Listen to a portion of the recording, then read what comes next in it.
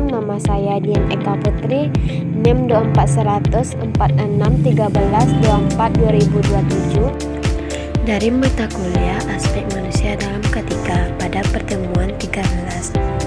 Dosen pengampu Bapak Diki Bima Prasetyo MPH. Di sini saya akan mempresentasikan dari materi konsep error analysis. Apa aja sih yang akan kita bahas? Langsung aja kita ke pembahasan. Yang pertama, introduction error analysis. Yang kedua, definisi error analysis. Yang ketiga, apa yang dianalisis dalam error analysis. Yang keempat, contoh penerapan error analysis. Yang kelima, metode error analysis yang benar. Langsung saja kita bahas introduction error analysis. Penelitian kecelakaan difokuskan pada penelitian human factor. Human error jadikan masalah utama. Tren kesalahan manusia atau pada hasil analisis tri milad Islam, kecelakaan tidak bisa dijelaskan hanya operator yang salah atau masalah instrumen, desain, kontrol room, prosedur, dan respon manusia. Seiring teknologi kerja semakin maju, sistem keselamatan dan kompetensi bekerja lebih baik. Tren bergeser dari blood T person ke blood T system. Yang perlu dianalisis bukan hanya manusianya, tetapi mengapa sistem kerja membuat orang mudah salah. Nah, di sini ada definisi error analysis. Error analysis yaitu proses menganalisis kesalahan atau error manusia secara sistematis.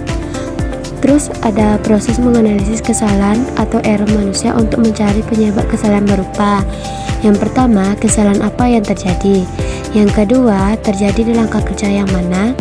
Yang ketiga, kenapa kesalahan itu bisa terjadi. Tujuannya bukan menyalahkan orang, tetapi memperbaiki sistem kerja agar kesalahan lebih sulit terjadi. Jika terjadi, dampaknya tidak fatal. Selanjutnya, human error analysis. Human error bukan sekadar kelalaian.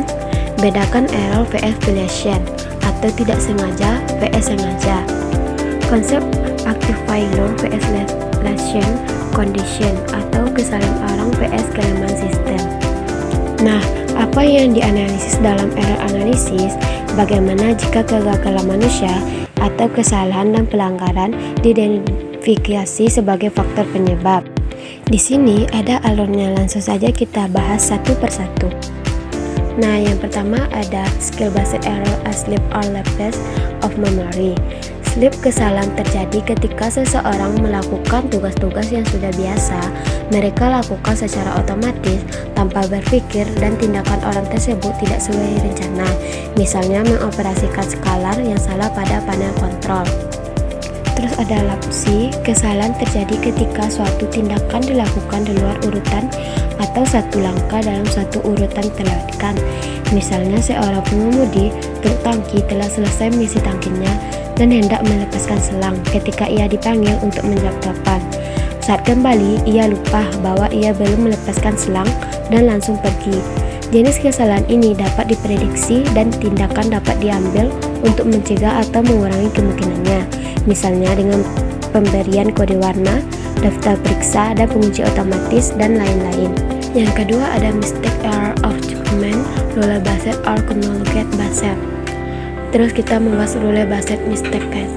Kesalahan berbasis aturan terjadi ketika seseorang memiliki seperangkat aturan tentang apa yang harus dilakukan dalam situasi tertentu dan menerapkan aturan yang salah.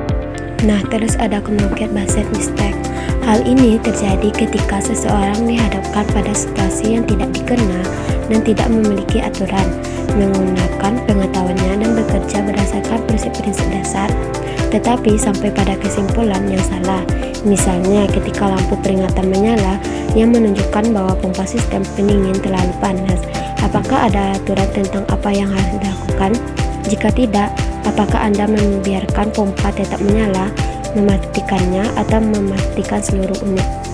Yang ketiga ada faktor pemicu, error production condition, EPCS. Kenapa pekerja bisa salah? Kondisi apa yang membuat kesalahan lebih mungkin terjadi?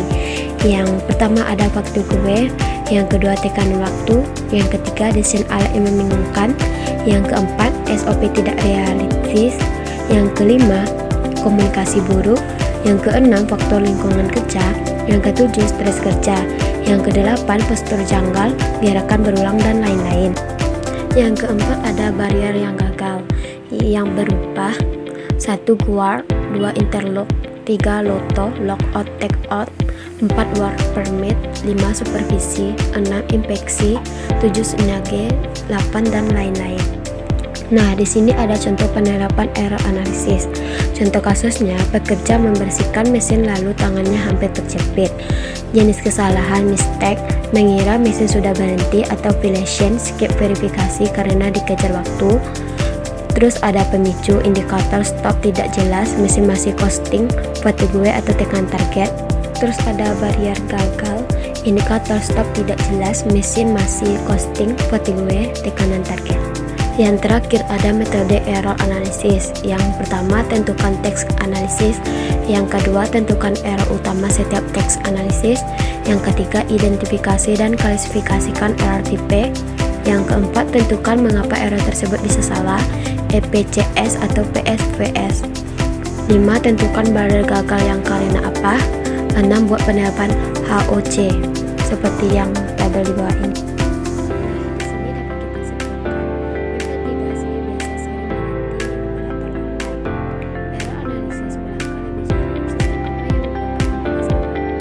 Jangan lupa subscribe dan like ya teman-teman. Sekian, terima kasih. Dadah.